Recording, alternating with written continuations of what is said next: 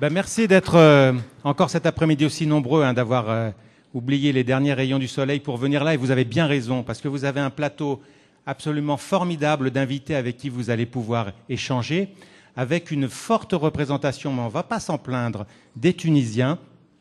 Et je commencerai par Lina Benmeni. Lina Benmeni qui est un peu, alors on va dire notre prix Nobel de cœur, hein, on va dire ça comme ça,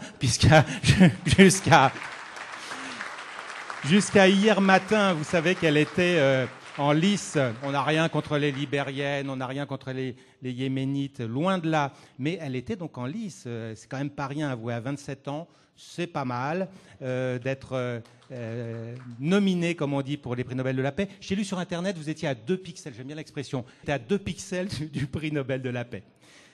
On continue avec nos amis tunisiens, avec Youssef Sedik. Et Youssef Sedik, je pense que beaucoup d'entre vous le connaissent. C'est pas simplement, comme il dit dans son livre, un enfant de la Médina Tunis. Il a été plein de choses. Il a été d'ailleurs journaliste.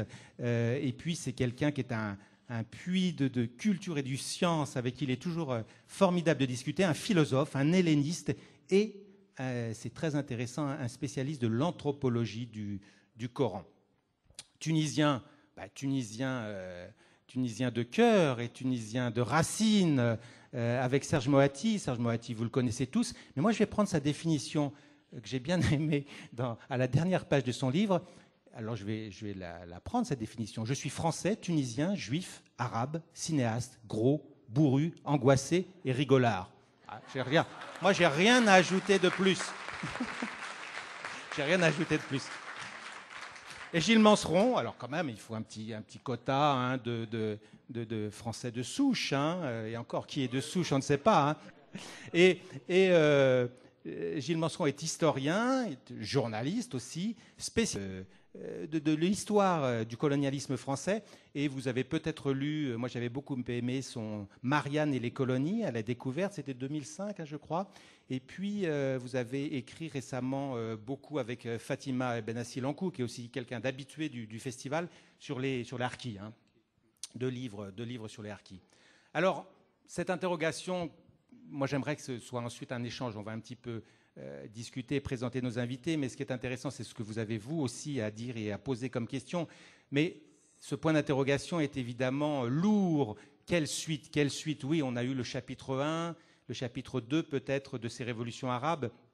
Mais maintenant, je ne crois pas que ce soit le problème du désenchantement, parce que désenchantement n'est pas un geste politique, et on est dans la politique. Mais on est plutôt dans le temps des questions. Et ces questions, et dans le temps des élections, puisqu'on a le 23 octobre avec les élections à l'Assemblée constituante en Tunisie. Vous savez que Youssef Sedik est d'ailleurs un des candidats à cette Assemblée constituante qui va rédiger le contrat commun des Tunisiens. Élection le 28 novembre, élection législative en Égypte. Hein, en Égypte. Le temps des élections et quantité de questions se posent qu'on va évoquer avec nos invités. Ces questions, j'en cite quelques-unes, c'est comment va se recomposer ce paysage politique, hein. On pourrait dire aussi que vont devenir ces forces des anciens régimes, c'est-à-dire ces forces qui sont sorties par la porte et qui pourraient revenir éventuellement par la fenêtre. Quel est le rôle de ces anciens partis uniques? Comment ces armées vont intervenir dans les différents pays? Quel sera aussi le poids des islamistes? J'aime pas cette expression, les islamistes, mais est-ce qu'on aura un islamo-conservatisme, je dirais un peu à la turque, une force de droite conservatisme? Ou est-ce qu'on aura, par exemple, Serge Moati évoque ces craintes à plusieurs reprises dans son livre, est-ce qu'on aura un islam politique qui peut être plus menaçant pour les libertés à voir? Autre question, est-ce que ces révolutions ont-elles été ou vont-elles être guidées, influencées, dérivées de leurs sources par la géopolitique, par les puissances occidentales, notamment, comme on peut le craindre en Libye, par exemple? Et puis, tout simplement, je dirais, est-ce que ces révolutions vont profiter, c'est aussi bête que ça, à la majorité des citoyens? Est-ce qu'il y aura un nouveau partage? C'est une des questions que nous allons nous poser. Quel est l'avenir de ces révolutions? Mais avant ça, moi, j'aimerais faire quand même un tout petit retour en arrière, et ça, je vais le faire avec Serge Moati. Son livre que je vous incite à lire est un exercice de vérité. C'est un carnet qu'il a écrit, et un dialogue d'ailleurs virtuel avec son père, un carnet qu'il a écrit depuis la révolution tunisienne. Mais comme tout livre, l'intérêt d'un livre, c'est tout simplement de dire profondément ce qu'on pense et ce qu'on ressent, et de se livrer lui-même, sinon ça n'a pas grand intérêt. Et Serge Moati se livre et dit, entre autres choses, eh bien voilà, mea culpa, je l'admets, j'ai remisé mes réflexes et mes révoltes, j'aurais dû être plus critique, j'aurais dû parler davantage de la dictature de Ben Ali, et je m'en veux publiquement de m'être tu. Serge Moati, c'est pas l'exercice de contrition qui est pas intéressant que je vous demande, mais comment vous... Voilà, qu'est-ce que vous avez envie de dire aujourd'hui là-dessus, quoi, parce que c'est une question que beaucoup de Français se posent. Oui, pas sur vous, je veux dire, mais sur... Non, c'est long. C'est bon, mais allez-y. C'est long, hein. Non, mais c'est long. Surtout quand je suis devant l'INA, quand je suis devant Youssef Sadi. C'est long. Youssef Sédik, oui. C'est long. Pourquoi c'est long? Parce que la Tunisie, moi, j'y allais depuis que je suis né. Hein, et genre 3-4 fois par an. J'ai une maison au bord de la plage, là où je suis né, que je loue. Bon. Et pour moi, c'est très important. C'est un pays de la tendresse perdue de mes parents morts quand j'avais 11 ans, et donc j'y retourne pour m'incliner aussi devant leur tombe, devant le cimetière juif du Borgel. Il n'y a plus de juifs en Tunisie, j'ai 2 cousins là-bas, il n'y a plus rien, etc. Et c'est vrai, je suis ému de parler de ça, parce que mes copains me disaient, mes copains qui sont des démocrates et des progressistes en Tunisie, mes copains me disaient, on n'a pas de force de progrès, on n'a pas de parti d'opposition, on n'a pas de remplacement possible. Alors on était accablés et on chuchotait l'accablement, parce qu'il ne fallait pas parler. On disait « ils », on disait « la famille », on disait « Ben Ali », mais Ben Ali, même le mot ne sortait pas. On disait « le boss », qui c'est le boss, je sais pas, etc. Et il n'y avait pas de possibilité de remplacement, disait-on, y compris du côté de l'Association des femmes démocrates, du côté de la Ligue des droits de l'homme, etc. C'est-à-dire qu'il n'y avait pas, en tout cas pour moi, de possibilité de trucs. Et puis je me disais, au fond, arrête, quoi, il y a d'autres drames dans la vie. Hein. Ces gens ont l'air comme ça, une classe moyenne, des petites filles qui vont à l'école, une santé à peu près garantie socialement. Tout ça, c'est une impression. Hein. Pardon, je parle comme un type qui n'y vit pas et pas comme un citoyen tunisien. Attention, hein, je ne suis pas en train de me faire passer pour qui je ne suis pas. Moi, c'était un paradis. Et tous les paradis ne ressemblent pas à la Corée du Nord, et tous les paradis ressemblent pas, toutes les dictatures ne ressemblent pas à la Corée du Nord, et toutes les dictatures ne ressemblent pas, je ne sais pas quoi, à des goulags successifs. Quand vous allez en Tunisie en vacances, vous n'aviez pas du tout cette impression. Du tout. Soyons clairs, il ne faut pas mentir, il ne faut pas se refaire une virginité après, un héroïsme à peu de frais, comme ça, en disant « Ah, c'est terrible, etc. » Non, c'était pas terrible. C'était terrible pour les types qui étaient torturés. C'était terrible pour les types qui étaient des militants. C'était terrible pour les types qui étaient des grands courageux. Pas pour moi. Pas pour moi. C'est-à-dire que moi, je disais « Ah, quand même, il faudrait de la liberté de la presse, quand même. » Je parlais comme un humaniste, socialiste français, face à ça. Et en plus, on nous disait, quand on allait avec les présidents de la République successifs, et ils ont tous eu la gentillesse de m'amener, genre, on amène un thune, ça fait bien dans les bagages. Mitterrand, Sarkozy, viens, toi qui connais bien la Tunisie, etc. etc. Ils disaient, bon, allez, tout ça c'est un rempart contre l'islamisme. Ben bien, mais c'est un rempart contre l'islamisme. Et lorsque, le 17 décembre, un jeune homme s'immole par le feu, Mohamed Bouazizi, petit gosse, pour moi, d'un village absolument, une petite ville absolument inconnue, dont j'ai jamais entendu parler, je l'avoue, à ma grande honte, je ne sais pas où c'est Sidi Bouzid. Je suis jamais allé, moi je restais toujours du côté de là où je suis né, au bord de la mer, et voilà. À la Goulette, je mangeais du poisson complet. Et ce type embrase le monde arabe, embrase la Tunisie, embrase le monde arabe. Et là, j'y étais 10 jours après, personne ne misait un dinar sur « il y aura une révolution ». Ça peut paraître invraisemblable, ça peut paraître faux, ça peut paraître... hein.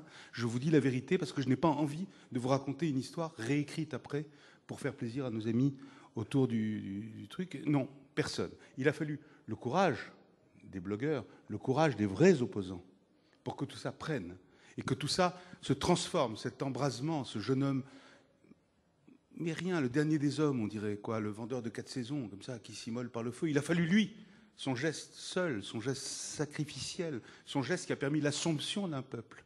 Sa mort a permis l'assomption d'un peuple. Pour que tout ça s'embrase. Et puis, les réseaux sociaux, et puis les manifestations dans Paris, mais ça, elle va en parler tellement mieux que moi. J'ai adoré son livre. Hein. Elle va en parler tellement mieux que moi. Mais je vous jure que le 24 décembre, je vous jure, pourquoi je vous jure? Parce que c'est tunisien de dire je vous jure. Je vous jure, le 24 décembre, personne ne pensait qu'il y aurait le 14 janvier une révolution et que ce corrompu et sa bande de mafieux quittent la Tunisie. Personne. Merci. Alors, on évoquait ces inquiétudes pour la suite, pour l'avenir. Et ces inquiétudes, moi, je pourrais les résumer par 2 choses. Hier, Lina Benmeni, en dialoguant avec Stéphane Hessel, qui nous dit je ne voterai pas, ce qui est quand même énorme. Arrivent les élections, Lina a été une des actrices importantes de cette révolution, elle dit « je ne voterai pas ».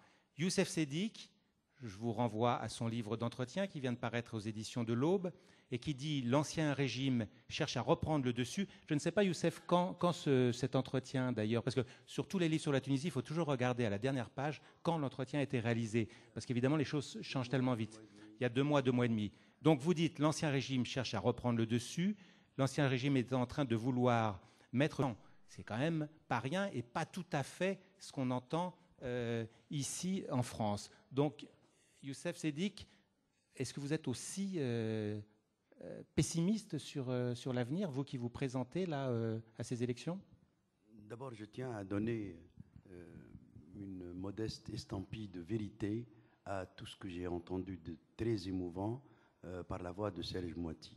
C'est vrai, tout ce qu'il disait était vrai, et les intellectuels, qu'ils soient lointains dans la distance comme lui, ou à l'intérieur, mais lointains aussi par l'indifférence, n'avaient absolument aucune possibilité de prévoir ce qui allait se passer.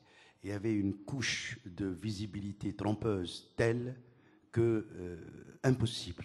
Il y avait le 26-26, une espèce de caisse nationale équivalente à des impôts pour faire des routes, l'électricité. Mais pour celui qui se déplace et se faufile dans des petits villages du côté de Dgesh, du côté des alentours de Gafsa, du Kef, de Gendouba, de Girouine, etc., c'est vrai que c'était effrayant, la pauvreté était effrayante et ça démentait complètement cette couche de visibilité trompeuse dont j'ai parlé et dont a parlé Serge Moati, encore une fois avec beaucoup d'émotion, et je l'écoutais religieusement. Pour répondre à notre cher débatteur, notre cher mécanique de ce débat, Thierry, oui, je suis très pessimiste parce que depuis 8 mois, je suis dans ce maelstrom des élections, partout dans les rues, dans les médias, soit en tant que participant à des débats, à des plateaux, soit en tant que tout simplement téléspectateur ou auditeur. La contre-révolution est vraiment rampante. Surtout après cette terreur ou pas, parce que moi je n'ai pas pris de position de la dissolution du parti unique, je disais tant mieux pour les caciques et les têtes de pont de cet énorme théâtre des horreurs de la Tunisie pendant 23 ans,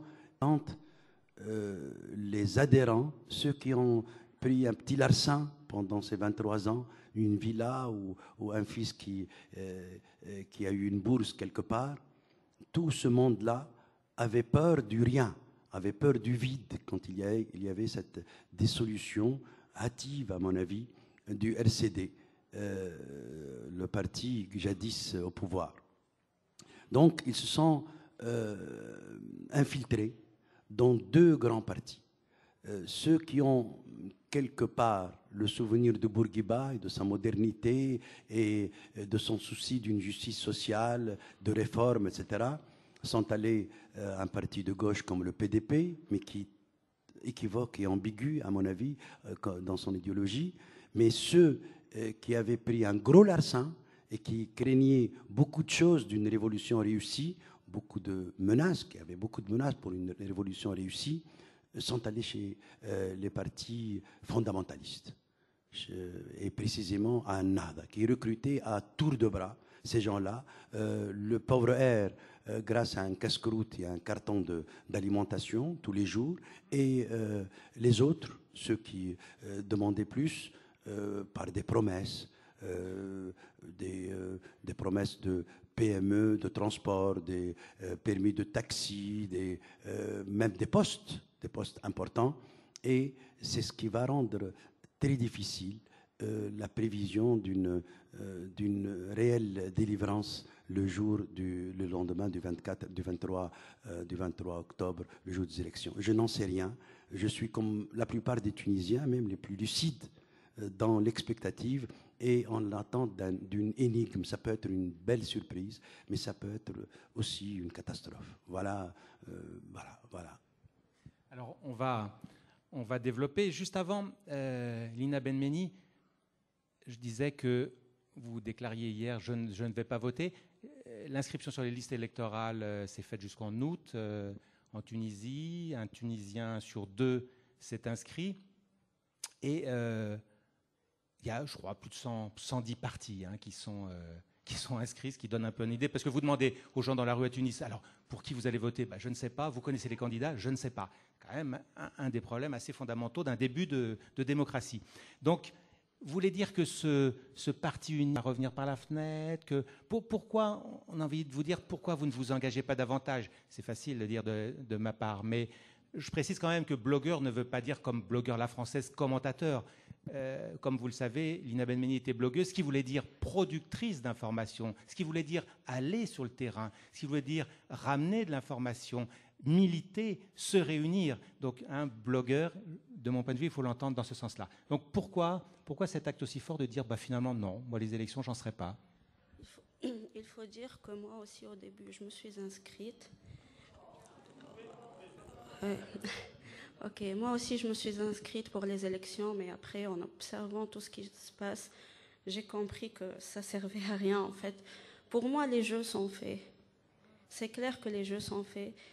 Comme je l'ai expliqué hier, j'accepte pas de voter dans des élections où il y a des partis formés par des gens qui devraient être en prison. Voilà. Tous les gens qui ont fait partie du RCD et qui sont impliqués dans des crimes envers le peuple tunisien doivent être en prison et non pas en train de se présenter pour les élections, en train de faire leur campagne électorale.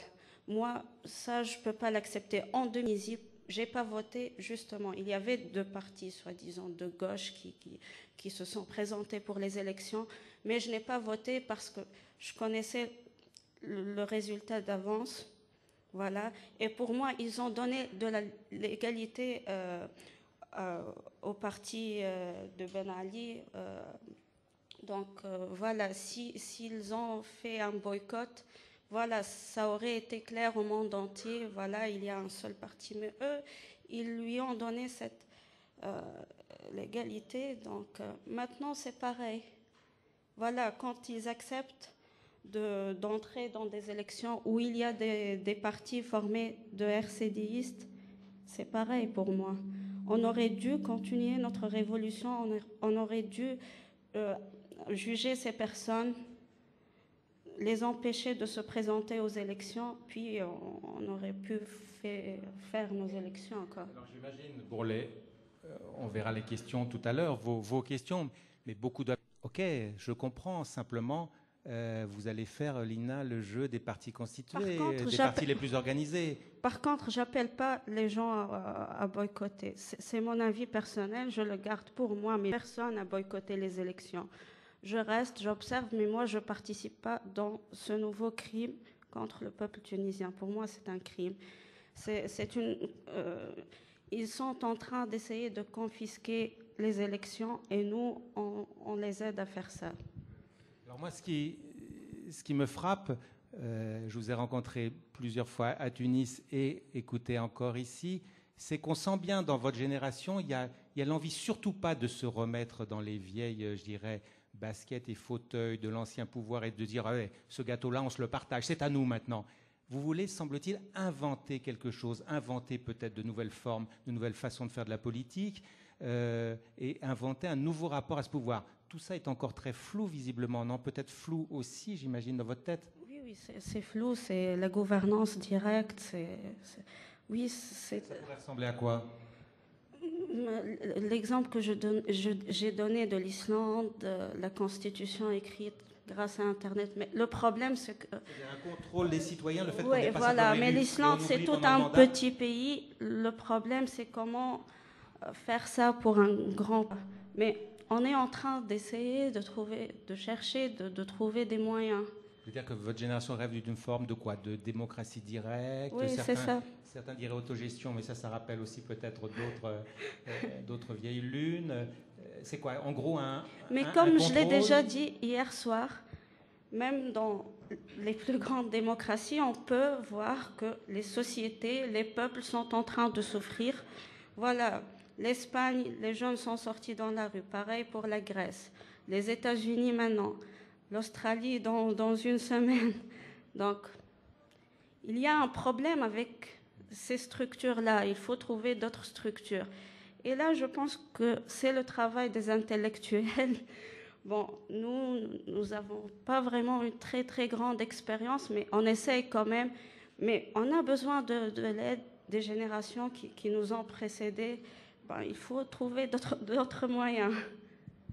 Alors, on y reviendra tout à l'heure avec un exemple très précis que je trouve passionnant, c'est celui de l'écriture, justement, de la future constitution tunisienne. Mais juste avant, Gilles Manceron, en observateur impliqué, engagé, on voit bien que souvent, l'analyse de la situation, c'est classique. L'analyse de la situation sur le pays, quand on est sur place, n'est pas la même qu'ici en France. Donc, comment vous jugez un peu cet aller-retour et ce double regard? Je me garderais bien de prendre parti dans le débat qui s'est entamé ici sur ces élections du 23 octobre et de formuler des pronostics sur ce qui va en sortir de ces élections.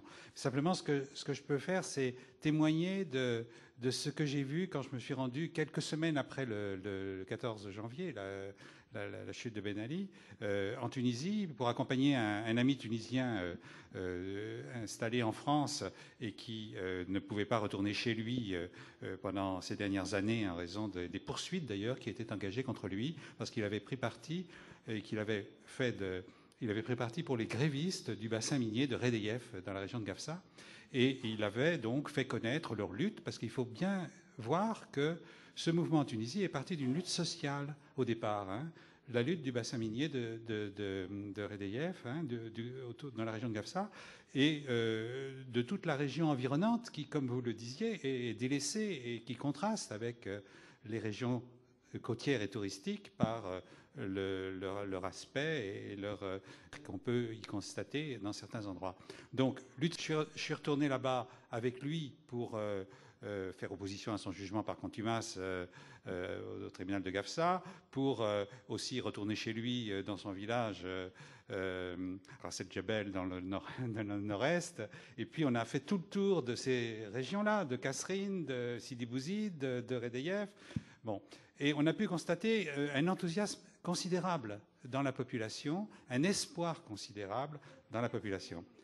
Ben oui, bon, mais je crois que c'est un déclic nécessaire. Alors, ça n'enlève pas tous les obstacles qui peuvent subsister, mais enfin, quand il se déclenche dans un peuple un tel potentiel d'espoir, je crois que c'est un phénomène rare et dont je n'arrive pas à croire qu'il ne peut pas, d'une façon ou d'une autre, déboucher sur des perspectives nouvelles. Et de ce point de vue-là, cet enthousiasme qui se manifestait, enfin un petit peu partout, me semblait porteur d'espoir déçu, je dirais. Je fais partie de la génération qui était adolescent, étudiant au moment de la décolonisation, dirons-nous, et qui a été considérablement déçu par tout ce qui en est sorti de cette décolonisation, par le fait que cet espoir d'émancipation a abouti le plus souvent à des dictatures. Et j'ai eu l'impression, et en discutant avec les Tunisiens, cette impression est un peu partagée par eux, que les espoirs de cette époque eh bien, renaissaient en quelque sorte en posant le problème de la démocratie, que l'indépendance c'est bien mais c'est pas suffisant. Il faut aussi que l'état de droit, la démocratie se construisent. Et ça, c'est vraiment une prise de conscience qui me semble un phénomène qui s'est répandu, comme on le voit, à l'ensemble du monde arabe et qui va continuer à déterminer les évolutions des prochains mois, des prochaines années dans l'ensemble du monde arabe, me semble-t-il. Alors, restons un instant sur la Tunisie et ce scrutin du 23 octobre. Évidemment, une des hypothèques qui pèse et qui est souvent présentée comme première, pas toujours en Tunisie, mais comme première en France, c'est le poids des islamistes. Alors avec islamistes, on n'a rien dit, mais le poids des Nards, qui est souvent crédité dans les sondages d'au moins 20%, et souvent plus. J'aimerais aborder la question un peu différemment, qui est finalement le rapport de cette Tunisie nouvelle avec la religion. Et là, on a quelqu'un de très avisé pour ça, qui est Youssef Sedik, qui a livré au débat, et c'est quand même très intéressant, qui a livré au débat une proposition de préambule de la Constitution.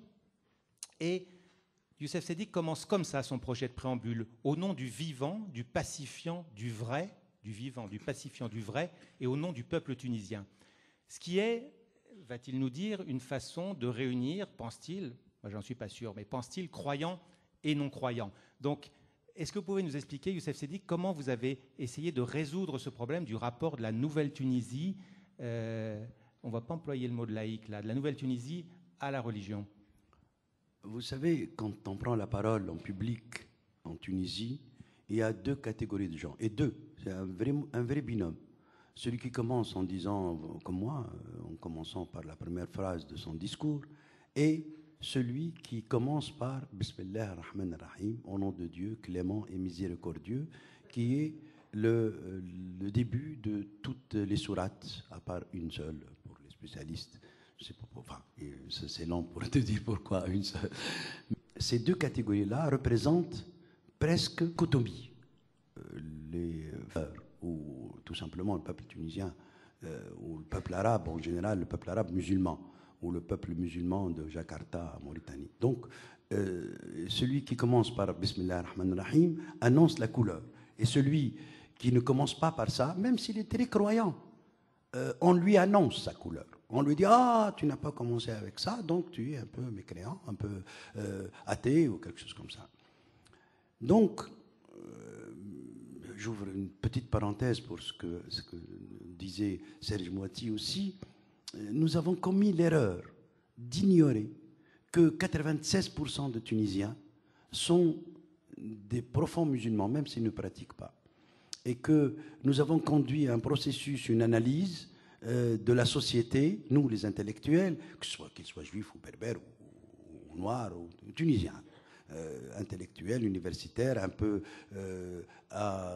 adossés à une culture occidentale. Nous avons commis cette erreur immense de croire que Montesquieu, Hugo, l'Occident en général, sa littérature humaniste et universelle, est antidote à la dictature, à la misère et à l'ignorance. Quand je suis allé en Tunisie, je me suis trouvé que ce n'était pas du tout ça. Dites-nous la question de tous les Tunisiens, qu'est-ce que vous faites de ce bon Dieu-là qu'on est en train soit d'adorer d'une manière fervente, soit d'en attendre quelque chose. Et c'est un élément hautement politique qu'on a ignoré. C'est politique, ce n'est pas du tout de la métaphysique ou de la théologie. Je ferme la parenthèse. Donc, commencer la Constitution par quelque chose de neutre, au nom du peuple tunisien, serait une grave erreur. Alors, comment résoudre le problème? Vous savez que Dieu, pour tous les musulmans, a 99 noms qui sont très répandus. Abdeslam, c'est le sujet, l'esclave de la paix étant Dieu. Abdelhay, l'esclave du vivant, le Hay étant Allah. L'esclave du Haqq, la vérité, le vrai, et le Haqq étant Dieu. Et pour moi, ces trois entités-là, ce trio dénomination peut être acceptée, El Hayy, vivant par un écologiste athée, Abdeslam par un pacifiste ou un pacifique athée, et Haq par un justicier ou un amoureux de la justice tout à fait athée. Donc, il y a une espèce de consensus formel, certes, formel, mais qui me permet de commencer ce préambule-là. Et ça a complètement mis dans une perplexité énorme les islamistes de Nahda. Les fondamentalistes n'ont rien su dire à propos de ça, et ils ont laissé aux voix populacières, aux voix qui cassent les cinémas, qui ont agressé Nouri Bouzid, le soin d'insulter ce préambule. Mais eux, leurs grands ténors, leurs grands noms, n'ont jamais osé s'opposer à cette dénomination, ce qui fait que j'ai senti que c'était réussi. J'ai débattu avec la plupart des gens de Nahda, ce qui m'a été reproché par les progressistes occidentalisés, et j'en ai essuyé beaucoup d'inimitié de la part de mes amis avec lesquels j'avais beaucoup d'acquaintances théoriques et politiques aussi. Ils m'ont reproché un certain rapprochement ou une certaine concession. Pour moi, c'est pas du tout une concession, c'est une manière nouvelle, à mon avis, exposée à tout le monde, de se rapprocher de ce peuple que les intellectuels ont un peu trop oublié. Alors, avant de demander à Serge Moati effectivement son point de vue sur toutes ces craintes qu'il exprime sur la menace islamiste, moi j'ai envie de dire à Lina, est-ce que voilà peut-être une nouvelle façon de faire de la politique? On balance sur le net une proposition de texte qui est discutée, qui rebondit de groupes sociaux en groupes sociaux, sur Facebook, etc. C'est fabuleux. On est en train, enfin, pas mal de gens sont en train de participer à cette écriture de la Constitution. Et ça ressemble à ce que vous disiez tout à l'heure? C'est un petit exemple. Le truc, c'est que oui, on peut discuter ça sur Internet et tout le monde peut. Dit constitutionnaliste. Mais tout le monde peut participer, mais après, on ne peut pas concrétiser ça. Après, maintenant, le gouvernement transitoire, il nous laisse cause toujours, et nous, on fait tout ce que nous voulons. Voilà. Pareil pour l'écriture de la Constitution, c'est comme ça. On peut discuter sur Facebook, sur les réseaux sociaux, puis c'est pas nous qui allons décider. C'est ça le problème. On peut discuter, on peut avoir des idées, mais on ne peut pas les concrétiser après parce qu'on ne peut pas prendre des décisions. Voilà. Serge Moati, à plusieurs reprises, vous évoquez dans votre livre cette crainte, légitime bien sûr, hein, que Nahda, par exemple, soit un parti un peu conquérant. Alors moi, je vais me faire l'avocat du diable, je veux dire, après tout, c'est barbu. Est-ce qu'il ne serait pas tout simplement des représentants d'une droite conservatrice, réactionnaire, un petit peu à la turque, comme on dit, le vote du bon père de famille, hein, qui ne veut pas que les choses bougent, et qui ne sont pas peut-être, je dis, c'est une hypothèse, des salafistes avec le couteau entre les dents. Votre point de vue là-dessus? Alors là, vous savez, à la turque, je connais les toilettes. Mais c'est au-delà du jeu de mots. Comme Sarkozy, là, les Turcs. Non, mais au-delà du jeu de mots, est-ce que les colons en Israël qui font des colonies sur les territoires palestiniens sont des braves types? Non. Alors arrêtons. Dieu à sa place. Ne mêlons pas Dieu à tout. Ça suffit. Moi, je ne supporte pas qu'on mêle Dieu à n'importe quelle discussion politique en disant « Ah, mon peuple est comme ça ». J'ai les mêmes discussions en Israël. « Ah, mais oui, mais tu comprends pas, toi tu es un intello, machin, etc. » Mon rapport à Dieu est... Non, attends. En politique, on ne discute pas avec les gens qu'on aime. Non, on discute avec les gens qu'on n'aime pas. Je sais. Mais on n'est pas obligé de dire qu'ils ont raison, a priori, parce qu'ils sont la masse. Youssef, je dis ça avec beaucoup de considération pour vous. Mais on ne peut pas considérer que parce qu'ils sont la masse, ils sont le peuple, donc le peuple a toujours raison, donc sinon on se sépare du peuple, donc on a forcément tort. Cette espèce de logique implacable qui a fait que jusqu'au printemps arabe, comme on dit, expression étrange, révolution du jasmin, expression étrange, on a dit les Arabes ne sont pas faits pour la démocratie. Voilà. Bon. Ils sont vraiment tellement tarés qu'ils ne sont pas faits pour la démocratie. Ils ont besoin de chefs, ils ont besoin de raïs, ils ont besoin de trics, hein, on leur tape dessus. Et quoi, toi tu comprends pas? Parce que tu vis à Saint-Germain-des-Prés à Paris, tu comprends rien. Eh ben non, le peuple tunisien, le peuple égyptien, bientôt j'espère le peuple syrien qui nous entend depuis ses frontières, en Sartou, j'espère bien sûr, il n'y a pas de peuple indigne de la démocratie. Il n'y a pas de peuple indigne de la démocratie. Donc je ne comprends pas qu'on laisse Dieu à sa place. C'est-à-dire loin, haut, dans le ciel, là peut-être, ou je sais pas, ou dans nos cœurs, c'est-à-dire très proche. Moi, c'est mon cas, il est dans mon cœur. Mais je n'en parle pas. Vous voyez, je suis un mauvais juif, c'est qui pour aujourd'hui? Je n'ai pas arrêté de bouffer, mais je suis profondément... Non, mais je suis profondément juif. Je n'ai pas besoin qu'un barbu idiot vienne me dire « tu es un mauvais juif parce que tu as mangé khalouf à midi ». Eh oui, j'ai mangé khalouf à midi, je ne vais pas m'excuser, et je suis sûr que Dieu, dans son infinie sagesse, va m'excuser. Voilà. Donc, vraiment, ce n'est pas un problème pour moi. Et parmi les 99 noms de Dieu, attributs de Dieu, etc., il y en a un, c'est un scoop que je vous livre, qui s'appelle Mohati. Mohati. Et vous savez ce que ça veut dire, Mohati? Ouais. Le donneur, le doué, on dit, mais j'ose pas le dire. Eh bien, ce doué-là, il vous dit, arrêtez.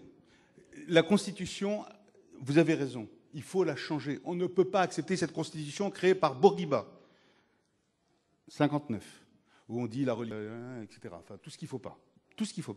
C'est tout ce qu'il ne faut pas. En Israël, c'est pire, ils n'ont pas fait de Constitution du tout.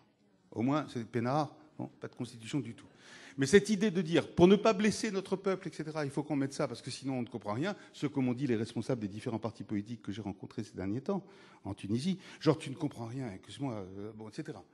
On ne peut pas s'en sortir en étant à ce point attentif et voulant séduire, comme ça, et voulant complaire à une masse d'un peuple énorme, etc. Ils sont musulmans, c'est leur affaire. Et putain, mais respectons-les. Non, mais respectons-les. Et les respecter, c'est les considérer comme des citoyens, et pas uniquement comme des fidèles. Notre identité est complexe, elle est multiple. Elle ne peut pas se réduire à une chose, notre identité. Elle est en chacun d'entre nous, nous sommes plusieurs à la fois. On ne peut pas réduire les Tunisiens à l'identité arabo-musulmane. Ce n'est pas vrai. Mes ancêtres étaient en Tunisie avant vous. L'invasion musulmane, enfin avant vous, je ne sais pas, mais l'invasion musulmane, elle date de quand? 6e siècle. Il y avait des juifs bien avant, il y avait des chrétiens bien avant. Donc arrêtons ce genre de bêtises, de réduire la Tunisie, qui est un pays de civilisation croisée, de peuples croisés, etc., à une seule dimension. C'est comme si on disait « je suis gaulo-celtique ». Ah, je suis gaulo-celtique. Et je crois aux dieux et des cabanes et du... je sais pas quoi. Enfin, non, arrêtons. Je pense qu'il faut être très sévère avec ça. Mais par contre... J'arrête? Non, pas du tout. Mais, et par contre... Non, parce qu'ayant l'habitude de faire des débats moi-même, je sais à quel point, parfois je... Moi, je m'incline devant Serge Ledoué. Merci, vous avez raison, parce que Serge Ledoué peut être Serge le nerveux. Non, Mahomet n'était pas le dernier prophète, si j'ai bien compris. Mais je suis ému par ce qu'a dit Lina, et en même temps, je me dis... Ce n'est pas possible, parce que quand même je suis un occidental et un citoyen français, ce n'est pas possible qu'on ne vote pas. Ce n'est pas possible. Alors, arrêtez. Je crois ça que... serait... Non. Non, ce sont tous des corrompus. Je ne vote pas pour des corrompus. Désolé. Non. J'ai compris. Vote pour le moins corrompu possible. Non, je ne participe pas à des élections où il y a des RCDistes. Ça... C'est clair pour moi. Mais si tu arrêtes avec les RCDistes, tu enlèves tout ce qui a fait que la Tunisie a fonctionné aussi. Ils ont été partout. Si tu arrêtes, si tu les vires tous, plus rien ne marche. Arrêtons. Je connais aussi bien, moins bien que la Tunisie que toi, mais je connais plein de Tunisiens et des gens populaires, etc., qui ont besoin qu'il y ait des flics au carrefour, que la poste marche, qui ont besoin que le téléphone marche, etc. Et si c'est tenu par des RCDistes, tant pis. Enfin, je veux dire, c'est pas ça le problème. Il y a eu aussi un État qui a marché. Organisés, ils sont maintenant en petits partis, ils vont faire des alliances après et on va retourner à la même case. Il faut aller dans la rue, continuer la révolution. Alors, je crois que... N'applaudissez pas par pure... Attention, elle a raison. Moi aussi, j'ai envie d'applaudir parce que je l'adore. Moi aussi, j'ai envie de l'applaudir. Et c'est grâce à elle qu'il y a eu la révolution en Tunisie. Non, pas grâce à elle, mais grâce à comment elle l'a popularisée, etc. Mais il faut faire très attention aux gestes démagogiques comme ça. C'est-à-dire que ce n'est pas vrai, ce n'est pas possible. Il faut qu'il y ait des expressions démocratiques dans ce pays. C'est très, très, très, très important. C'est très important. Je vous en supplie. On aime tous la Tunisie ici, et Dieu sait que moi j'ai de l'affection pour toi et tes écrits et ce que tu as fait pour tes camarades, etc. Et pour vous, monsieur. Mais vraiment, il faut absolument qu'il y ait une expression démocratique. Il faut absolument que... Alors justement, Oui. c'est ce que j'allais dire. Lina La Nobel et Serge Ledoué ont très bien lancé le débat. Juste avant vos questions, je crois que Youssef veut réagir. Je dois réagir parce que, avec beaucoup de brio, l'attaque est en règle contre ce que je venais de dire et il faudrait préciser des choses. Laissez Dieu à sa place, mais vous savez, lui qui ne laisse pas à notre place. Et c'est cela qu'il faut corriger. Il faut faire tout pour qu'il nous laisse à notre place. Bon, mais vous inversez le problème. C'est très facile de laisser Dieu à sa place, mais c'est lui qui nous tient. C'est lui qui nous tient et toute la lutte, c'est de se débarrasser de cette poigne de Dieu. Mais ça, c'est toujours de la métaphore, comme vous en avez fait. Mais soyons précis. Il y a 4 ou 5 énormes problèmes, 4 ou 5 énormes problèmes dans la Constitution et dans le préambule de la Constitution qui commencent à bouger. D'abord, la parité pour la succession.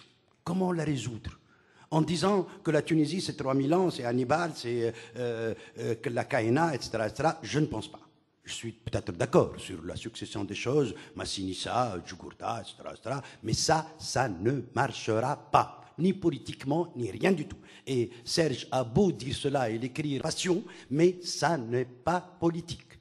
Il y a aussi la question de la peine de mort, qui ne peut pas être résolue comme l'a fait M. Badinter un jour. Parce qu'il y avait 3 siècles d'évolution du peuple français, 3 siècles d'évolution du rapport Église-papauté, et politique, et royauté, ou et plus tard de république. Tout cela n'a rien à voir avec ce qui se passe en Tunisie et dans les printemps arabes. Il y a le gros problème de séparation de l'Église et de la mosquée, tout simplement, le culte et la réalité. Tout cela, on ne peut pas le résoudre avec M. Montesquieu, ni avec M. Diderot, que je connais à peu près, ou au moins aussi bien que Serge Moati. Je ne sais pas. Mais ce problème-là, moi je l'ai résolu dans le préambule, j'ai répondu à la question extrêmement difficile. Qu'est-ce que la Tunisie et quel est son parcours dans l'histoire? 3000 ans, je ne crois pas. Vous êtes, la plupart d'entre vous sont français. Pourquoi la France s'appelle la France? Pourquoi s'appelle la France du nom des Francs, alors qu'il y a des Basques, il y a des Occitans, il y a des Corses, il y a des Flamands, il y a toute la population qui ne sont surtout pas francs. Parce que M. Clovis a épousé Madame Clotilde, uniquement. Donc il faut dater un pays par un jour. Je ne peux pas le dater par Hannibal, bien que ce soit glorieux, énorme, celui qui a été aux portes de Rome, celui qui a défié l'Amérique de l'époque. Le plus grand empire. Je peux le dater. Je serais très content de le dater comme ça. Je suis prêt à le dater par Massinissa, comme Bourguiba, le Massinissa, le Jugurtha qui a réussi, etc. Je peux le dater par Al-Qaïna. Mais il y a quelque chose de très important.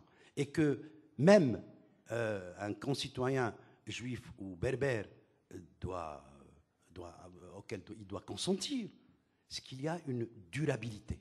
La France a essayé 120 ans après, 125 ans après, de dire que l'Algérie était un département français, c'est-à-dire de donner une autre identité à ce territoire. Elle n'a pas réussi. Nous, en 800, quand Charlemagne a essayé de faire l'école primaire, il y avait un gouvernement autonome du centre de Bagdad, par les Aghlabites. Ce gouvernement-là, de Ibrahim ben Aghlab, a fait des barrages, il a fait des routes, il a fait quelque chose, des travaux à la romaine. Et ça a continué jusqu'à aujourd'hui. Il y a des mosquées, on parle l'arabe, même si on essaye maintenant d'introduire une dose de francité dans la même phrase, mais il reste arabo-islamique, quoi qu'on fasse, à 98% de la population, par la vertu de cette databilité des nations. On date une nation. On date l'Allemagne après Bismarck. On date l'Italie après Cavour et compagnie. On date l'Espagne. On date les pays. On les date. Et cette date-là est une date qui fait un pays, comme la France s'appelle la France. Mais, dans le préambule, je dis cette phrase-là que j'essaie de traduire en arabe et je termine. Je dis une foi, l'islam, en l'occurrence, même si elle est dominante, une langue, même si elle est comment on dit, pas homogène, hégémonique, une langue, même si elle est hégémonique, ne fait. C'est en toutes lettres, je traduis textuellement comme un huissier notaire. Une foi même dominante, une langue même hégémonique ne fait pas la citoyenneté. Ce que fait la citoyenneté, c'est uniquement la nationalité. Uniquement. Et dans ce cas-là, tout le monde est tunisien tant qu'il est sous le drapeau de la Tunisie et possesseur d'une nationalité tunisienne. Ce préambule-là, je crois qu'il est équilibré, qu'il est moderne, et il faut absolument enlever ce grumeau d'émotions que j'ai. Moi, j'adore la cuisine juive.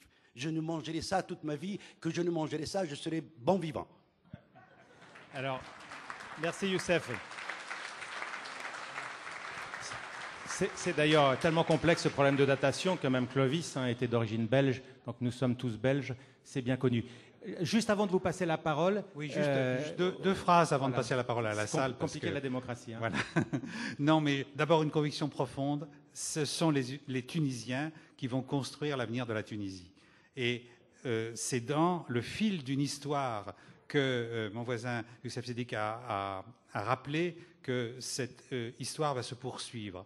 Et donc, rompre avec les colonialistes d'antan, c'est aussi reconnaître que c'est à eux de l'écrire et dans cette histoire que l'avenir va se situer. Et puis, un petit rappel sur l'histoire française, la première constitution républicaine de la France, la constitution de l'an 2, donc, qui a été précédée d'une déclaration républicaine des droits de l'homme, etc., est placée sous l'égide de l'être suprême. Lina aussi, je crois, voulait réagir. C'est par rapport à la Tunisie. Voilà. Monsieur Serge a parlé d'une évolution, mais je vis en Tunisie et je vois que chaque jour, il y a une régression au niveau des libertés, au niveau de tout. Moi, par exemple, c'est vrai, les premières semaines après le 14 janvier, je pouvais me déplacer normalement en Tunisie, je pouvais prendre des photos, je pouvais filmer des séquences vidéo. Maintenant, c'est impossible. Il y a retour à la violence, il y a retour à la limitation des libertés. Il y a eu même des blogueurs, des journalistes qui ont été arrêtés, tabassés. Donc maintenant, on sent que les forces de la contre ont gagné le jeu. Donc c'est pour cela que je dis qu'il faut continuer la lutte, qu'il faut se débarrasser de ces forces de la contre-révolution et puis avancer. Parce que avancer tant qu'ils sont toujours là à fonctionner de la même manière, à avoir le monopole surtout. Ils sont partout, dans les administrations, dans les ministères. Ils ont les postes de décision. On ne peut pas avancer comme ça. Alors, même si je regrette l'absence, il était empêché de Farouk Mardambey, ce formidable intellectuel d'origine syrienne, on peut élargir le champ, bien évidemment, même si ce débat est passionnant, aux autres pays arabes en pleine ébullition actuellement. Qui veut prendre en premier la parole? Oui, je ne sais pas où est le micro. Voilà, il est là-bas. Je m'appelle Mounir, tuniso-franco-danois. Vous vous adressez tous aux intellectuels, mais vous oubliez qu'un Nahda s'adresse au peuple, aux gens de la rue. Il leur donne des casse-croûtes. Et ils vont à la mosquée le vendredi pour leur faire le lavage du cerveau. Et c'est ça le danger. Si ça compte, on va vraiment avoir, je suis d'accord avec C. Youssef, le pessimisme dans ce pays. Et j'ai peur aussi que la démocratie va avoir du mal à entrer en Tunisie. Dommage. Quelqu'un veut répondre aux dano-tunisiens? On prend plusieurs questions si vous voulez. Monsieur, madame, devant. Merci. Je voulais juste dire à Serge Ledoué qu'il y a quand même ces 300 ans d'historique français. Alors, mon Dieu, soyons indulgents. Et écoutons Lina, et peut-être on peut quand même lui dire que la démocratie, c'est surtout par le vote. Et que vraiment, nous, quand on vous entend dire « je n'irai pas voter », eh bien évidemment que pour nous, c'est quelque chose comme un scandale. Mais bien sûr, comme disait M. Manseron, l'ayant vu sourire tout du long de ces accrochages tellement émouvants entre vous.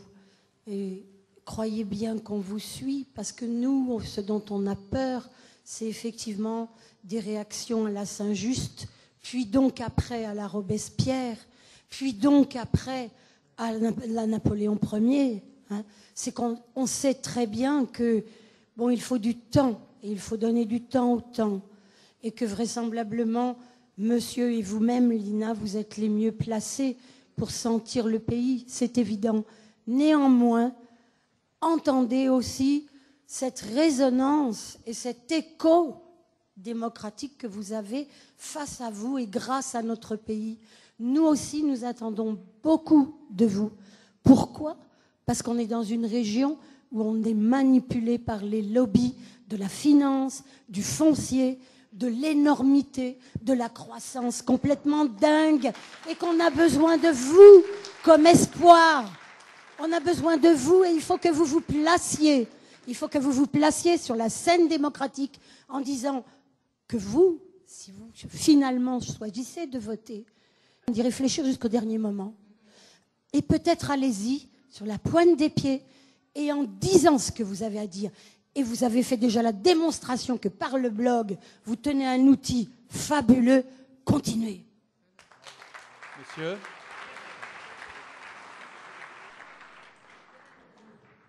Je veux simplement rappeler à Lina un fait historique très important pour la France. Il y a beaucoup de femmes dans la salle. Les femmes ont eu le droit de vote en France en 1945, bien après la Turquie. Et le droit d'avoir un carnet de chèques en 65.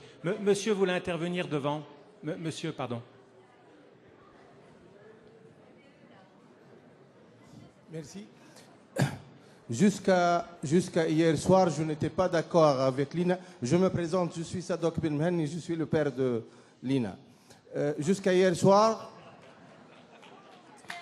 Ouais, ok. Jusqu'à hier soir, et le débat qui a eu lieu sur cette question entre Stéphane Hessel et Lina, j'étais personnellement persuadé que j'allais aller voter. Et je tenais à aller voter pour cette simple que la démocratie passe par le vote. Hier soir, j'ai beaucoup réfléchi. J'ai réfléchi à ce qu'a dit Lina et à ce qu'a dit Stéphane Hessel et j'ai été convaincu par la position de Lina. Et moi, jusqu'à maintenant, je dis que je ne vais pas aller voter. Parce que aller voter, c'est cautionner une grande pièce de théâtre. En fait, il y a eu un début de révolution qui a eu lieu le 14 janvier, et puis le départ du sommet du pouvoir. Jusqu'au 27 février, il y avait la révolution qui était en marche grâce à la jeunesse, grâce à tous ceux qui ont été à la Casbah 1 et 2, etc., et dans les villes du pays. Et c'est là qu'il y a eu un rapport de force qui était favorable au peuple. Et c'est pour ça que ce peuple qui a réclamé la constituante l'a obtenue. Mais à partir de ce moment-là, la contre-révolution a repris le pouvoir en main et jusqu'à présent, finalement, les élections de la constituante ne vont pas se faire dans une ambiance démocratique. De toutes les façons, la campagne n'a rien d'une campagne électorale réelle et vraie. Les candidats, à part les gens de RCD dont parle Lina, et je suis entièrement d'accord avec M. Moati sur le fait qu'on ne va pas mettre tous les RCD dans le même panier ou dans le même couffin. Non, mais je pense que Lina parle surtout des gens qui ont des responsabilités, des corrompus, de ceux qui ont fait la corruption en Tunisie. Regardez, moi j'ai fait partie de la commission nationale qui a été constituée après la Révolution, la commission nationale d'investigation dans les affaires de malversation et de corruption.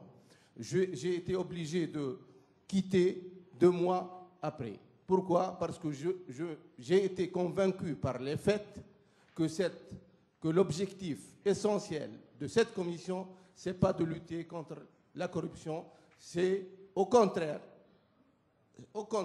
c'est d'aller, comment dirais-je, les gens l'appellent Muqawamat al-Fasad, et la Commission nationale de... C'est pas d'anticorruption. C'est ça. Donc cette situation fait que, effectivement, moi je n'ai jamais été voté parce que j'étais privé de vote. Et la première fois où j'ai eu le droit d'aller voter, c'était 2009. 2009, c'était une mascarade, je n'ai pas été voté. Et il me semble que maintenant, c'est une mascarade, une nouvelle mascarade qui veut... D'ailleurs, on est en train de l'autre jour, avec M. Sadiq, on s'est même posé la question, est-ce qu'on va avoir des élections réellement?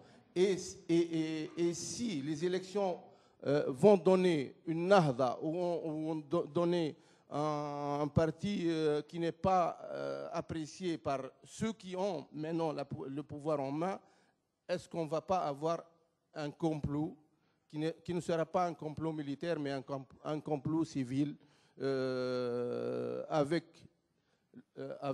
la bénédiction des militaires et la bénédiction des forces occidentales? C'est des questions qui se posent. De toutes les façons, je pense que Lina a précisé qu'elle n'appelle pas au boycott des élections. Elle ne va pas, elle est en train de dire qu'elle ne va pas participer. On a besoin en Tunisie comme ailleurs de gens qui ne s'engagent pas dans le processus, qui restent autonomes, libres et qui disent pourquoi, pour dénoncer, etc. C'est une façon de s'indigner et de continuer son indignation, quelle que soit la situation. Excusez-moi d'avoir été trop long. Youssef Sedik, vous entendez, vous comprenez ce point de vue? Oui. Moi, je viens de connaître le père et la fille, il n'y a pas longtemps, et nous nous sommes mis d'accord que nous sommes autant amoureux de la révolution l'un et l'autre. Ça, c'est sûr. Mais moi, je suis cet adage tunisien que tout le monde connaît, certainement, suis le voleur jusqu'à la porte de la maison. C'est ma manière. Je suis tout à fait d'accord avec l'analyse que la contre-révolution est une contre-révolution qui est triomphante aujourd'hui. Le 15 avril, j'ai été à Kasserine, j'ai écrit un article qui est publié ici dans ce petit livre, qui n'est pas le mien, mais celui de Van der Putten, Gilles, et celui de Stéphane Hessel qui m'a préfacé. Donc c'est leur livre publié à l'Aube qui vient de paraître en avant-première aujourd'hui. J'ai écrit ce titre-là dans un quotidien tunisien, la presse de Tunisie, qui s'appelle, le titre c'est Kasserine, la révolution titube. Maintenant, je crois qu'elle est à terre. C'est vrai.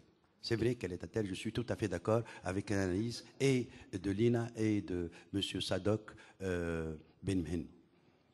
Mais plus sérieusement, moi je dis qu'en Tunisie, un peu partout dans le monde, on a oublié ces deux types radicalement différents de patience. Vous savez, quand quelqu'un a tellement envie d'avoir un enfant, le lendemain d'une bonne partie d'amour avec son épouse, il veut avoir le bébé tout de suite. Et c'est légitime. C'est légitime, il veut l'avoir tout de suite tellement il a hâte de l'embrasser, de lui dire guili guili, etc., etc. Mais il faut qu'il attende une période de gestation tout à fait à peu près, commandée pour tout le monde pour 9 mois, tout le monde. Voilà la différence entre la patience de l'humain et la patience de l'histoire. Nous avons au rythme de l'histoire. Peut-être qu'on va échouer le 23, peut-être une mascarade. Et je la pressens autant que les deux débatteurs aujourd'hui présents, Lina et les autres. Mais j'y vais. Non seulement, je vais commettre 2 crimes. Je suis non seulement électeur, mais candidat. 2 crimes, sachant très bien qu'ils ont raison. Parce que je crois qu'il faut apprendre aux gens, maintenant que nous avons au moins cet acquis que Lina ne peut pas du tout nier, de la liberté d'expression. Elle est totale en Tunisie, dans les rues, sur les journaux qui font légion. Non, la liberté d'expression officielle, pas encore, mais syndicalement, tout se met en place pour qu'on arrache des choses. Ça continue, au moins au niveau des médias, ça continue, j'en sais quelque chose, je suis un ancien journaliste, et je sais qu'il y a un mouvement profond, pour que les médias reviennent au peuple. Mais pas encore. Mais peut-être que ça ne viendra pas le 23. Peut-être qu'on n'a pas du tout l'espoir, ni moi, d'être élu. Je ne suis pas du tout dupe de quoi que ce soit. Peut-être qu'une assemblée, même pas une vingtaine d'indépendants, une vingtaine de justes, au sens le plus profond du terme. Et s'il y a une vingtaine de justes, moi je considère qu'une étape importante a été réalisée. Une étape importante. 20, ils ne vont pas laisser les connards dormir un jour, parce qu'ils vont parler d'un texte, un texte qui va fonder la Tunisie, qui doit être le souffle de la Tunisie et qui doit être l'âme de ce pays-là. Ils vont les empêcher de dire « Ah, moi je vais faire une université à Kasserine, etc. » Ce n'est pas leur rôle, c'est le rôle d'un parlement, et on le dit à tout bout de champ. Nous avons 800 indépendants, 800 listes indépendantes, dont au moins la moitié sont des véridiques, comme s'appelle ma liste à moi, le citoyen véridique, Al-Muwatin Saddiq. Il faut aller voter, et même Lina et M. Sadok, son père, ont oublié qu'il y a un 3e bulletin blanc pour dire que personne, il n'y a pas deux, il y a un bulletin de protestation, dire que personne, et que la situation est telle que nous sommes pessimistes, il ne va rien avoir. Il faut donner ce billet blanc pour dire nous avons une celle qui est exprimée, mais sinon elle ne sera pas exprimée, elle ne sera pas formulée, elle ne sera pas audible par le peuple tunisien. Alors, liberté d'expression recouvrée, pas d'accord non plus là-dessus. Oui, je ne suis pas d'accord. Comme je l'ai déjà dit, les premières semaines, on a eu cette liberté d'expression. Maintenant, il y a une régression par rapport à cette liberté d'expression. C'est vrai que les premières semaines, on pouvait voir des cercles de discussion, même dans la rue, des gens qui discutaient. Maintenant, ils ont annoncé l'état d'urgence ou d'exception. Les gens n'ont même plus le droit d'être en train de discuter normalement dans la rue. Voilà. Ça, il faut... Si, c'est vrai. C'est vrai, je suis chaque jour... Si. Moi, oui, mais moi aussi, j'ai le droit de parler comme je veux. Ouais, voilà. Je veux dire, en Tunisie... Je parle de la Tunisie. Voilà, je parle de la Tunisie et de ce que je vois en ce moment. Voilà. J'ai moi aussi fait partie d'une instance indépendante de l'information et la communication, mais j'ai démissionné aussi après 3 mois, j'ai résisté 3 mois. Voilà, parce que j'ai senti, c'est une sorte de vitrine, c'est une sorte de décor. Quand on garde les mêmes personnes corrompues qui ont toujours fait les éloges de Ben Ali à la tête des médias, des journaux et tout, ça ne va pas changer. Moi, j'avais les journalistes qui venaient chaque jour me parler. Quand j'étais à l'instance, on nous a censuré un article, ça continue. Quand je parle avec des gens qui travaillent dans des chaînes de télévision, c'est pareil. Ne baissez pas les bras, Lina. Non. Tellement déprimé que vous allez baisser les bras. Non, j'ai jamais baissé les bras. Je continue à lutter de la même manière qu'avant le 14 janvier. Parce que pour moi, ce qui s'est passé en Tunisie, c'est le départ de la tête du système, mais tout le système est toujours là. Il faut continuer de lutter contre ce système. Voilà. Mais non pas... Alors, je crois que c'est passionnant. Monsieur, vous voulez intervenir? Je travaille sur un petit pays qui s'appelle les Comores. Ce sont des musulmans à 95%, et néanmoins, en 1976, le chef d'État Ali Swali a instauré une république laïque, démocratique et sociale. Dans une constitution, ce qui importe, c'est surtout le statut des individus citoyens. La citoyenneté est au centre. Donc, l'axe principal, c'est l'axe de l'égalité. Or, la laïcité est un dispositif qui est censé mettre à égalité tous les citoyens. Et là, en Tunisie, nous avons quand même la chance qui est due à Bourguiba d'avoir promu la femme qui doit avoir un rôle central et qui va faire jouer le levier de l'égalité. Si vous mettez quelque religion que ce soit, comme elle prétend avoir le contact direct avec Dieu, elle ne peut pas instaurer une démocratie, c'est-à-dire l'axe de l'égalité. Elle est obligée de respecter une hiérarchie. J'apprécie l'effort de M. Youssef d'essayer d'introduire en quelque sorte une abstraction comme l'être suprême, à condition que cette innovation respecte le principe d'égalité entre tous les citoyens sans exclusive. Les enfants adultérins, les femmes, les homosexuels, etc. Mais il n'en reste pas moins qu'il n'y a pas d'autre levier que celui de la laïcité pour garantir l'égalité, et la Tunisie est bien placée à cet égard, à mon avis. Alors, le fameux débat sur la laïcité. Youssef Sedik, est-ce qu'on peut garantir autrement l'égalité, par exemple, homme-femme, prenons cet exemple très complet, très concret, que dans le cas de la laïcité, autrement? Enfin, comment avez-vous résolu ça dans votre préambule? Je suis un peu déçu que monsieur ne m'ait pas entendu. Moi, je suis la cible, même des modérés arabisants ou islamisants, même des modérés, même ceux qui ne sont pas dans le nada, parce que je prône la suppression de l'article 1. Je le prône parce qu'il doit être analysé comme le Djebel Chambi, là-haut dans le préambule. Il ne doit pas s'agir d'un article de la Constitution. Il doit être quelque part. À l'est, il y a la Méditerranée, au nord, il y a la Méditerranée aussi d'ailleurs. Hein? Mais l'article 1 doit disparaître. Maintenant, l'article 1, la Tunisie est un pays dont l'islam est la religion et l'arabe la langue. Bourguiba n'a pas voulu être et musulman, il en avait voulu faire un verbe avoir, c'était l'entourloupe de Bourguiba. Moi, je veux m'en débarrasser. Un État ne peut être ni un musulman, ni un païen, rien du tout.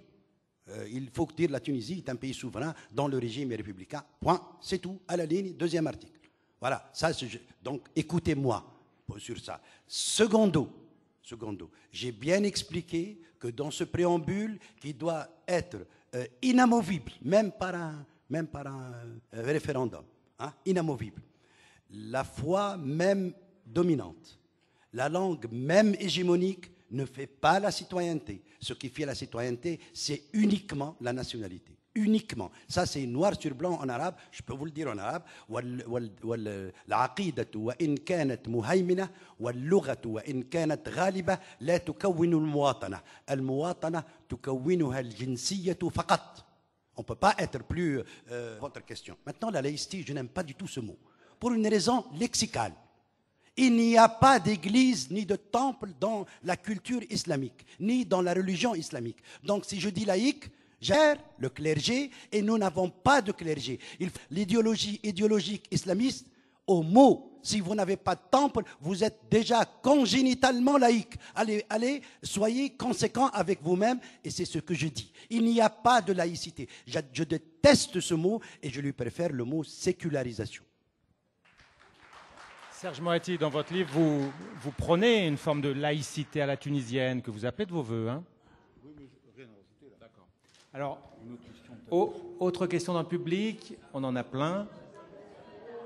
Alors, ici, là, je crois que vous attendez depuis longtemps, c'est ça?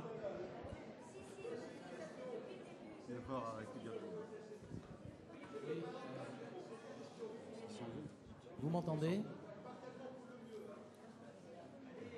Oui, moi je voudrais...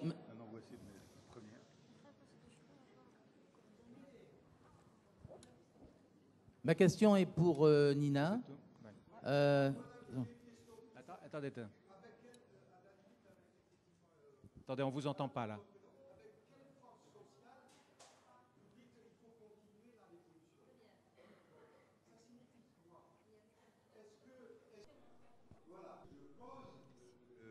Je ne veux pas m'annoncer tout de suite en accord avec M. Sédir, mais en prenant vos propos, vous, je crois que ce soit en Tunisie ou en Égypte, ce qui a fait le basculement à un moment donné du rapport de force en faveur, entre guillemets, des révolutionnaires, parce que ce terme-là, il faut voir le contenu, c'est l'apparition et l'engagement des forces du travail dans la lutte, les forces sociales. En Égypte, c'était les ouvriers, les salariés du textile, les ouvriers, les salariés de Port Saïd, etc. C'est à ce moment-là, quand ces forces sociales sont entrées dans la bagarre, c'est-à-dire à peu près une semaine après le mouvement, que les choses ont été dites. Comme dit, la messe a été dite. Ce n'est pas avec les blogueurs, ce n'est pas avec quelques petits intellectuels kérotes ou tunisiens, je dirais, je n'ai pas de mépris, mais c'est bien parce que le corps social, celui qui avait évoqué les luttes à Gafsa, les luttes des Tunisiens, toute cette histoire antérieure, parce que ces révolutions, elles n'ont pas émergé comme un petit champignon au dernier moment, c'est parce qu'il y avait déjà antérieurement des mouvements sociaux, des remises en question qui ont été réprimées dans le sang, en Tunisie ou en Égypte. Dans le sang, on n'a pas parlé de ces morts, des dizaines de morts, de torturés, etc. Donc c'est bien ces forces sociales qui ont fait le basculement. Ce n'est pas quelques petits intellectuels ou blogueurs, et je n'ai rien contre. Donc la question que je vous repose, quand vous dites qu'il faut continuer la révolution, c'est qui? Avec quelle force sociale? J'ai une réponse à ça, oui. Oui, si vous avez lu mon livre, vous aurez compris que... Oui, non. J'ai dit que tout a commencé avec le bassin minier, avec ces gens qui sont sortis en 2008 et même avant. J'ai dit que tout a commencé par là. J'ai dit que le rôle d'Internet a été exagéré. J'ai dit que les partis politiques étaient absents. Je suis absolument d'accord avec ça. Je le dis à chaque fois, on n'a pas discuté de ça aujourd'hui, mais voilà, en Tunisie, tout a commencé sur le terrain, avec ces gens qui boulot. J'ai dit ça, je suis pas. J'ai dit que Internet ça a accéléré les choses. J'ai jamais dit que Internet a fait la révolution. Donc voilà ma réponse. Et je sais maintenant que ces forces que vous avez mentionnées ont les mêmes idées que moi. Moi, je me déplace souvent dans les régions intérieures de la Tunisie. Je discute avec les gens qui ont commencé la révolution en Tunisie. Ils disent que rien n'a changé pour eux. Ils pensent aussi que les partis politiques, le gouvernement transitoire ont confisqué cette révolution. Et voilà, c'est eux qui cherchent à faire une deuxième révolution, à faire bouger les choses. Mais je n'ai jamais prétendu que les blogueurs ou les intellectuels ont fait la révolution. Je suis tout à fait d'accord avec vous. Alors on est obligé bientôt, très bientôt, de libérer la salle. D'ailleurs, vous pourrez poursuivre la discussion avec une table de presse où certains de nos invités seront là tout à l'heure à la sortie. 2 dernières questions, si vous voulez bien. Oui ?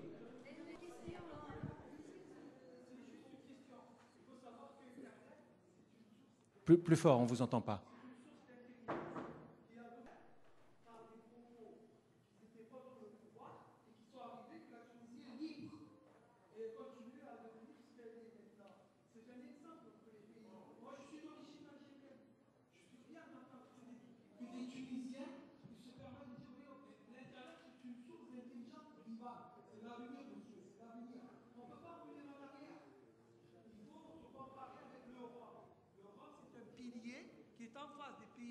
Maghrébins, musulmans, entre guillemets, ce que vous dites, et dire on va prendre l'exemple avec l'Europe.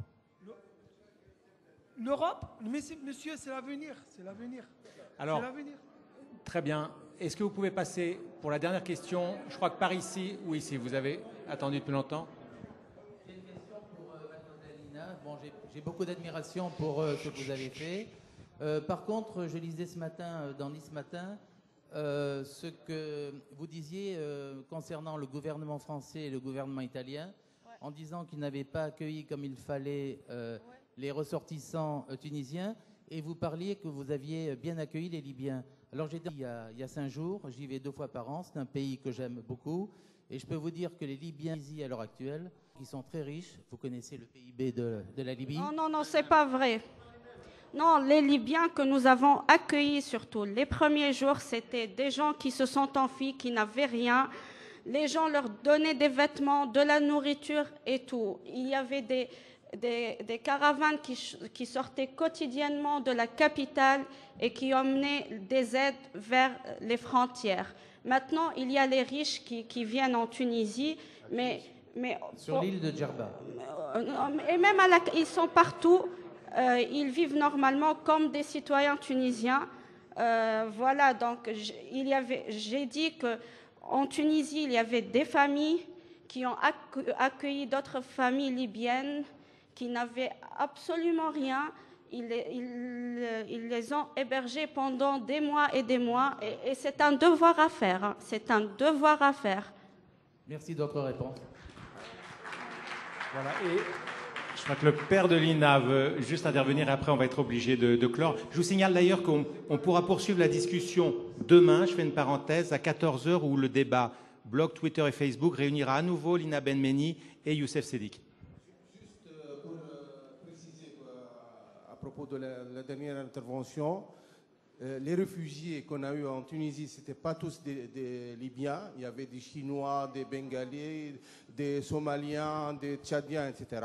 On a eu 900 000 personnes qui sont passées par la Tunisie, qui y sont restées au moins quelques jours, sinon quelques semaines et quelques mois.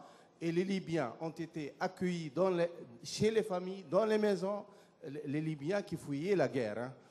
Mais non, c'est vrai ce que monsieur a vu à Djerba notamment, et moi je suis de Djerba, je connais la situation. Ceux qui sont maintenant en Tunisie, c'est la plupart des riches et la plupart des gens de Kadhafi. Et ça, c'est autre chose.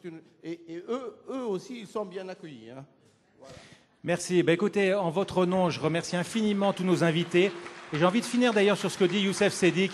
On a beaucoup entendu après le 11 septembre, nous sommes tous des Américains. Il est pas dit, nous sommes tous des Arabes, comme dit Youssef Sedik. À très bientôt.